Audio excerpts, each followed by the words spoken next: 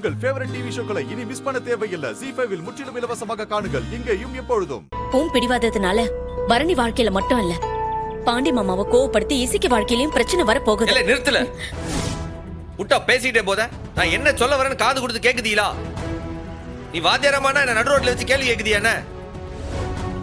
இல்லை, உங்க விருப்பத்துக்கு நான் எல்லாத்தையும் செய்தேனே.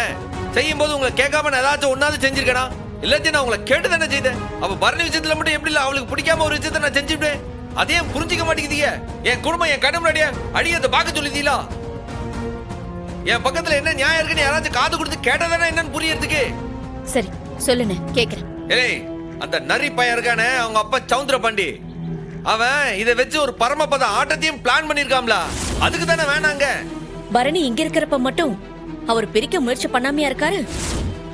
அவரு எங்க இருந்தா என்ன, இவரு சொன்னா அவ பிரிஞ்சிருவாளா? இலே, அப்பனை பத்தி எல்லாருக்கும் நல்லா தெரியும். தெரிஞ்சு அந்த நடிக்கிறத எல்லாரும் நம்புதீங்களா? என்ன அர்த்தம்? சரி அவனை விடு. அம்மா நான் கோயிலுக்கு போயிருக்கும் போது என் முன்னாடியே வந்து நின்று சொல்லுதால, நம்ம பரணியை நீ அனுப்பாத. இதே மாதிரிதான் என்ன 20 வருஷத்துக்கு முன்னாடி ஜெயிலுக்கு அனுப்பி உங்ககிட்ட இருந்து என்னைய பிரிச்சான். அதே மாதிரி இன்னைக்கு பரணியை அமெரிக்காவுக்கு அனுப்பி அவளை பிரிக்க பாக்குதான். எக்காரணத்துக்கு ஒண்ணு பரணியை அமெரிக்காவுக்கு அனுப்பாதன்னு அவ வாயாலே சொன்னால. இதுக்கு என்ன சொல்லுத?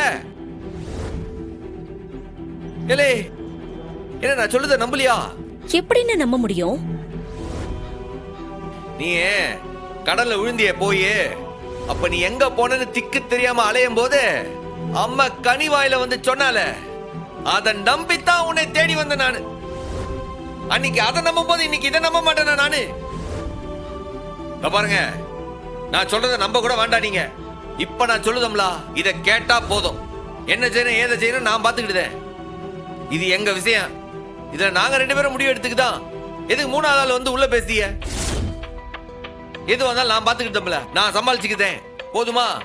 ஓ, அந்த அளவுக்கு நீ பிடிவாதமா இருக்கியானே? அப்படிதான் வச்சுக்க. நான் எது சொன்னாலும் புரிஞ்சுக்காம பேசுறவங்க கிட்ட என்னத்த சொல்லி பிரயோஜனம்? நீ கிளம்பு, உனக்கு பள்ளிக்கூடத்துக்கு டைம் ஆச்சுலா. நீ வந்து வண்டியில இரு. ZEE5 ஆப்பை டவுன்லோட் செய்து அனைத்து எபிசோடுகளையும் இலவசமாக பாருங்க.